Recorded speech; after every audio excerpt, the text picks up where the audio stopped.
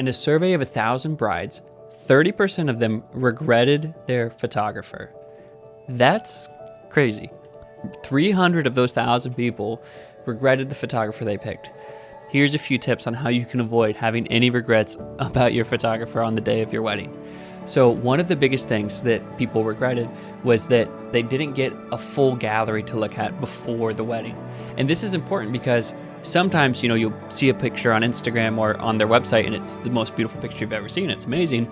And that might be, the perfect lighting on the perfect moment of the perfect day with the, most expensive wedding that couple has ever shot.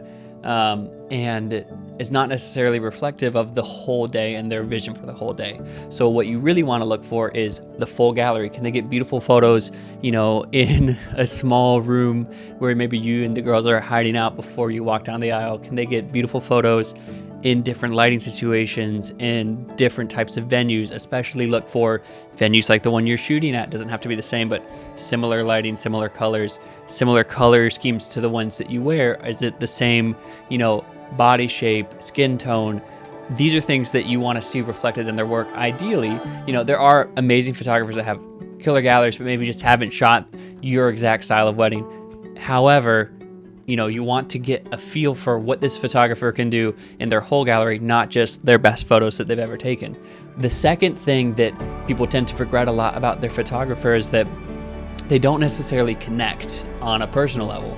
So you might have an expensive photographer, amazing work, killer galleries, you love everything, and maybe you're on a call with them and you're talking with them and you guys it's just awkward. Maybe you don't communicate well, you don't get their sense of humor, or they don't get your sense of humor.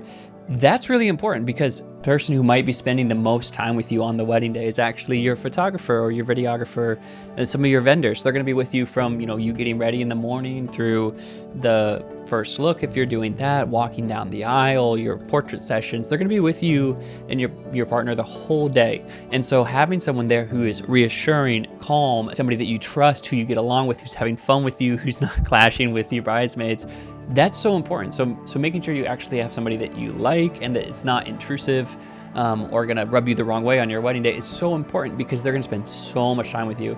And if you have somebody you clash with, you might just have a bad time on your wedding day, and that sucks. We don't want that.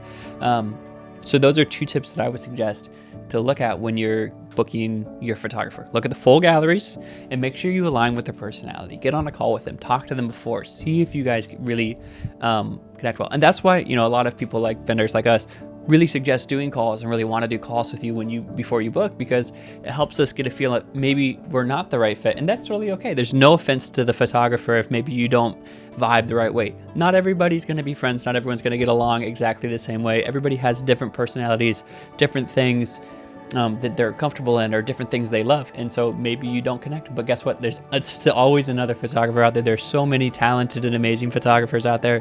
So make sure you find one that you connect with, whose work you love, and is going to be perfect for your day. Do your research. Don't be one of those brides who's regretting their photos, because those are one of those things that you're really going to have to cherish for years and years and years to come.